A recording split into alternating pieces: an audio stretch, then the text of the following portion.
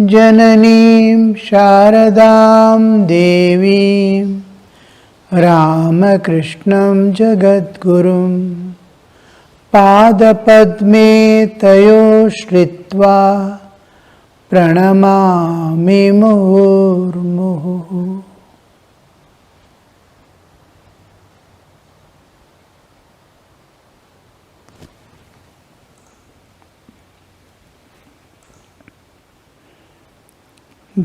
Gospel of Sri Ramakrishna. Yesterday we saw Sri Ramakrishna telling to Keshav to renounce everything and call on God.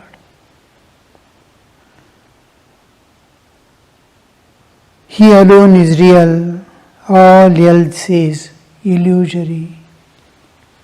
Bhagavan ekmatra Sattva are sab anitya. That part also we saw. Without realization of God, everything is futile. This also in detail we saw yesterday. This is great secret. In English it is given, this is great secret. In Bengali, Ehi Maha Mantra. Actually, Maha Mantra, mantra by constant contemplation of it, cogitation, trying to understand its inner meaning, and with proper feelings and awareness, with proper understanding, that is knowledge. You have to repeat it. Again and again bring to mind and repeat it. It's called mantra. Mantra is a syllable or a word or a group of words, a phrase. Sometimes it will contain some letters or just incomplete letters or something like that is, which by uttering constantly, like Bija mantras, the seed letters it's called, Aim, Kreem, Hlim, all these belong to the Bija mantra, the seed form, which contains a seed, contains whole of a tree in it, in its secret form or in its minutest form. Whole tree gets its blueprint, every bit of information of the tree, how it grows, how its bark will be, how its leaves will be, how long it lives, how many flowers it is going to leave, how many fruits it is going to give. All information is condensed and deposited in that small seed, from which this is involution. The whole tree gets involved into this tree seed, and the same tree evolves again. This process of involution of an existing life to become evolved again back into the original form, taking the original form, is called seed formation. And this, when we say mantra, it is something that has come from the transcendental into the relative existence. The whole universe is relative existence, which appears and disappears in the absolute existence, the Brahman, the Vishwa and Brahman. The Brahman, in that the universe appears with all of us, all beings in it, it appears, goes on expanding to its optimum size, again condenses back, turns into energy and again dissolves in the Absolute. Again after some time, just like we enter into sleep and wake up, again it whole universe emerges out, again goes to the optimum level, like a Damaru of the Shiva. The shape you see has two parts. One is expanding outward, one is expanding inward. This is time and space bound universe and the matter. This is antimatter like, which doesn't have time or space, nothing. The time and space dissolves with the universe as energy and dissolves back and expands inward in the consciousness and is called Nada, again appears. Just like we sleep, we enter into the cosmic consciousness, again emerge out. The cosmic consciousness in the same way merges in the absolute consciousness and again manifests as universe. In the universe, we are small consciousness, the micro, that is macro, the macro consciousness. We are micro consciousness, individual consciousness and cosmic consciousness. Just like we sleep and wake up in the universe sleeps and wakes up in the Absolute. So, from the Absolute, something is coming inside the relative. Relative is like a small mustard seed in a vast ocean, endless ocean, a small mustard seed. The whole universe is a speck in the absolute existence. So, inside that, we are all innumerable beings are there in that Vishwa. And from the transcendental, something comes, a word, and becomes mantra. Again, just to we mount the mantra, like mounting a horse, go on repeating with love and dedication. Tad japa, tad artha bhavanam, tad artha. Always it must go tad japa. Japa means constant repetition. Now, Om Namo Bhagavate Vasudevaya, Om Namah Shivaya. I go on repeating with the artha. Om, the Absolute. Hrim, the relative, whole of relative. Aim, the Jnana mantra, that is, which gives knowledge. Aim, Sarvadeva Devi Swarupaya, Sri Ramakrishna Nama. Om Aim Hrim Sarvadeva Devi Swarupaya, Sri Ramakrishna Nama. Om Aim Hrim Sarvadeva Devi Swarupinye, Sri Sharada Devi Namaha. So all these are mantras from the Absolute into the relative, into our individual being. And there it takes us back and we mount it by repetition through love. Whatever we hold on to, in which my whole being is going to be one with it, we call it mounting. I am going to mount. When some feelings come, somebody is very sick and bedridden, and I see great feelings comes. Where is he? Where is going? Is he going to survive or not? I am mounting that feeling, and I become one with it. And all other things I forget. Only one thing I am obsessed of is what is going to happen to my child. What is going to happen to my child? So this I am mounted on that feeling. Like that the becoming one with it is called mounting. So mantra by repeating lovingly, when love is involved, when heart is involved, it becomes mounting. Heart heart must capture it. It must capture me. It is counter-locking.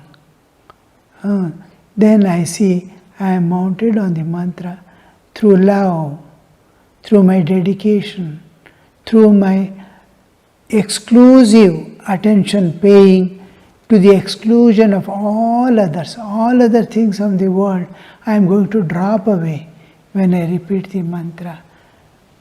All duties I have, I do when I am doing mantra japa. When I am doing puja, I don't carry anything with me. I drop all things. And only that one idea would be there in my mind. And with that I repeat. And repeat in such a way, the meaning is blooming within my mind, in my intellect. In my mind, the meaning is blooming. Om Namah Shivaya. Shiva is one who is within himself contented, who has turned his back on the universe and is Cheto Mukha, one who has turned his face totally to the absolute existence, the ocean of consciousness, Chaitanya Sagara, Satchidananda Sagara. He has turned to the Satchidananda Sagara. He is enjoying the bliss, the Ananda, the Satchidananda, the eternal, infinite existence. He has turned to, and that turning, he is called Shiva. Shiva is one who has turned his back on the universe and turned his whole attention to the transcendental realm. And Vishnu is one who reclines on the absolute and looks at the whole universe to manage the universe. He is Bhavamukha, not Bhavamukha. Bhavamukha is Vishnu. Chetomukha, Chaitanya Mukha is Shiva. Shiva is Atma Krida, Atma Ratihi. So, Om Namah Shivaya, when you say Om Namah, I am going to surrender to him. I am going to give my all to him. He is my everything. Saha Mama Sarvaswam. Like that. That kind of feeling. Artha and Bhavana. I am making the Artha clear. And Bhavana, with great feelings I am going to utter, means through love. The deep love, the ecstatic love of God I possess. And with that I do the japa. When I do, this is called mantra. Mahamantra. Mantra has one purpose and end. Suppose I have got some disease. I may go to some saint or some person or some scholar or some pandit who will give me a mantra for curing that disease. That mantra has a purpose, it cures my disease. Go on repeating it with concentration. So this has an end. But Mahamantra, when we say, it is going to release me eternally from all bondages and all sufferings. That is, it is going to liberate me from this nature. It is going to take me beyond nature to the transcendental realm. It is going to give me mukti, freedom. I am going to enter the eternal life in the transcendental realm. I am in the relative realm. I am going to enter into the transcendental realm and have life eternal. So this is called Mahamantra. Thakur says, this is the Mahamantra. He says, you have to contemplate on this just sentence of the Master. That is to say, it is in the inverted brackets. Renounce everything and call on God. Shop tag kore Bhagwan ke daak. Beautiful expression in Bengali. Shop tag kore Bhagwan ke daak. He alone is real and all else is illusory. He alone is Bhagwan ekmatra satya ar shabanito. Without realization of God, everything is futile. Take na pele kichu holo na. Attain, if you don't, if not attend him, nothing has happened. Everything is futile, means meaningless. Arthahina. This is great secret. This is the Mahamantra. To renounce everything means Jagate Virag, Bhagavane Virag. Ecstatic love of God. To forget, to give up the worldliness of the world. This is great secret. Again and again, we have to bring this Mahamantra into, I have to realize God. Time is going. Life is getting consumed. One by one day is going. I am walking one by one step towards death. What's going to happen after that? I don't know. I am holding certain things I want to enjoy, I want to possess. In that life is going. And everything is just anitya. Whatever you catch, whatever you hold, it's going to end up. So, again and again, the same thing. This world is dispassion towards the world and passionate attachment for God. If I don't attain Him, everything is futile. I have to somehow finish this great task of human existence. Again, I don't know what is going to happen after death. So, within that period, I have finished sufficient part of my life. Again, a little more left. I don't know when the call is going to come, what way I am going to end my life. So, this again and again bringing back to mind, which encourages you, which inspires you from within to be on that track and keep moving. This one will make you move towards the divine, to evolve. It is the plan of nature is evolution of Jiva, and you are going according to the plan of nature.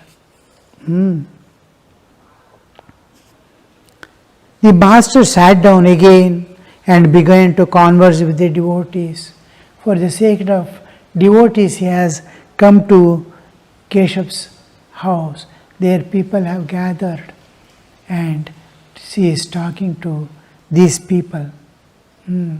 See, when Sri Ramakrishna speaks, he doesn't speak anything but of spirit.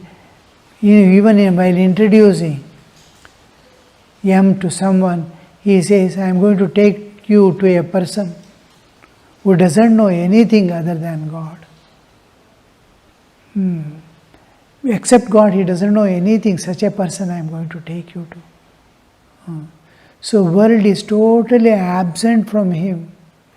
The worldliness, if at all he talks about something about the world, the worldly enjoyments and all, it is like children telling. In forest when I was there, one particular community was there. We lived in forest, they belonged to Yadav Kula, Yadavas in North India, in Madhya Pradesh forests. One small hamlet was there, 28 houses were there. 50 years back, the Britishers, when still they were there, in those days of Britishers, 50 years before independence, the Britishers had taken them, a small group was taken. Now there were 28 families when I was there. That small, they are married at very small age.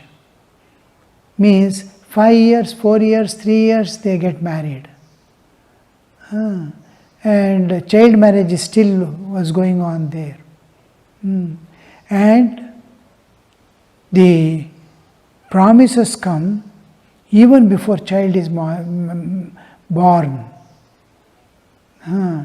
If a female child is born, you have to give to my son. Before, yes, I will give. That's by word. They have to follow it.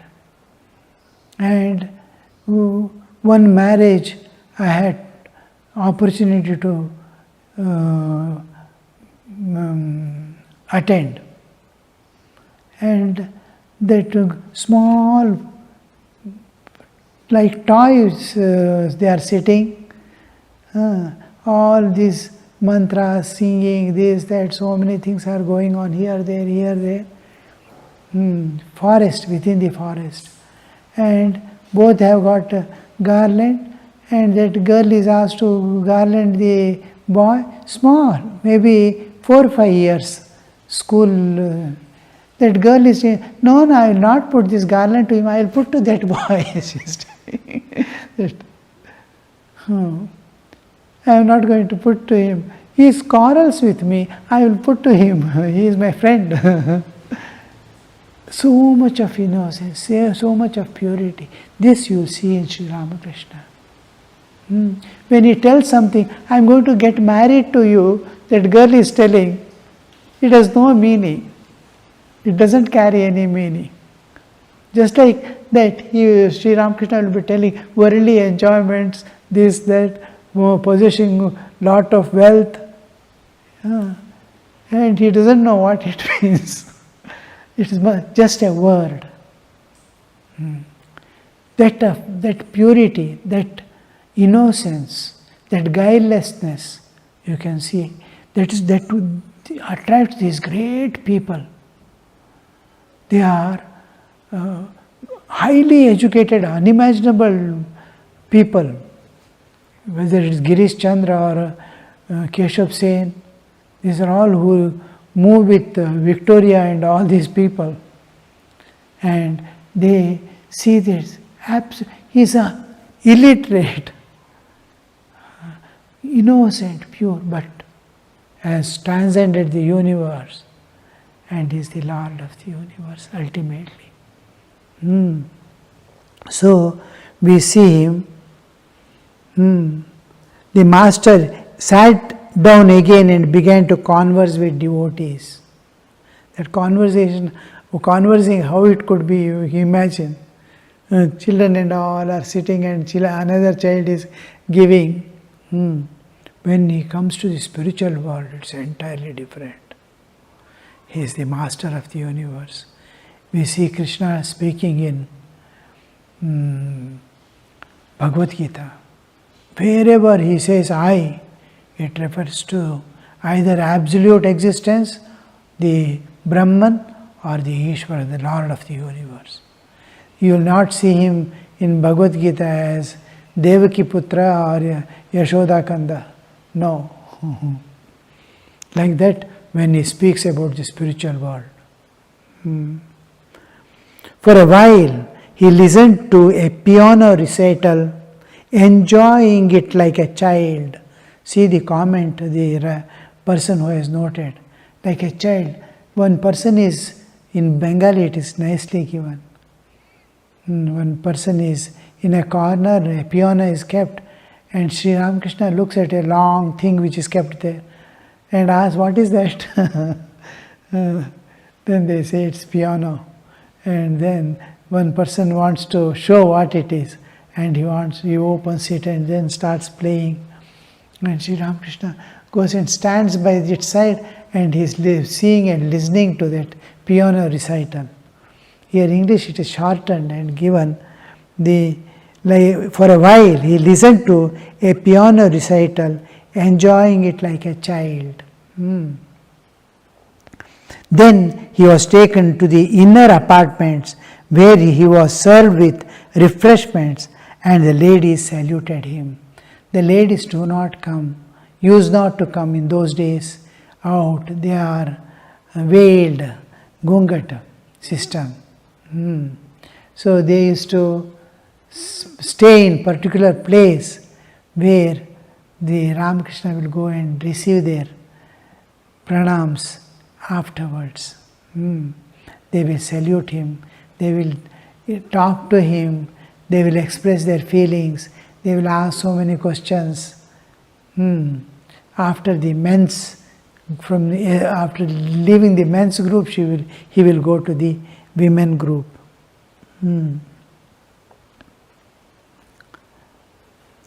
He was served with refreshments and the ladies saluted him.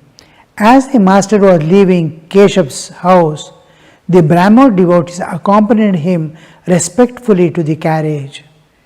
See how he was taken to the carriage. All these people, Brahmo Samaj, a new, this one is coming up, which wants to transform the Hindu traditions into what all they felt unnecessary or superfluous or superstition. They wanted to remove and reset the Hinduism. So they do this formation of the Brahmo Samaj, and these people belong to a very high standard, and they are, Sri Ramakrishna is walking and they are accompanying him respectfully. You see the difference. This is Hindu culture. They don't care for how much educated you are, how fine you look like, how smart you are. Nowadays, the body has become everything. Knowing that only Sri Ramakrishna came down. Everybody is fully body consciousness. Their body's image is there in their mind, body image.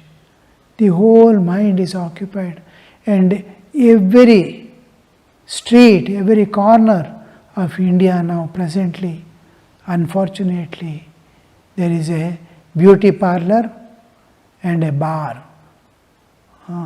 You see everywhere. This is most unfortunate thing. Man has become body alone. Now, see, imagine, that's why Sri Ramakrishna, as simple as possible, with bare minimum to cover the body, he is sitting there. With face unshaven. Because beauty parlor is going to come.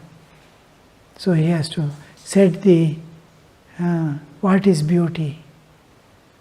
Skin beauty is skin deep.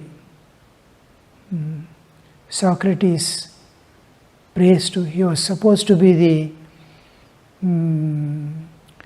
classical ugliness of those days. He was famously recognized as ugly and highly intelligent. Means it is a state of human evolution, an evolved state. And he was what a child should get from parents and others, whatever be he, the child draws the attention and appreciation that was missing in his life because of his ugliness. So he prays to God, "O God, make me beautiful from within." The inner beauty is going to last forever. External beauty is going to fall off. It is 2 days. With aging itself, it will go away. So inner beauty is the most important.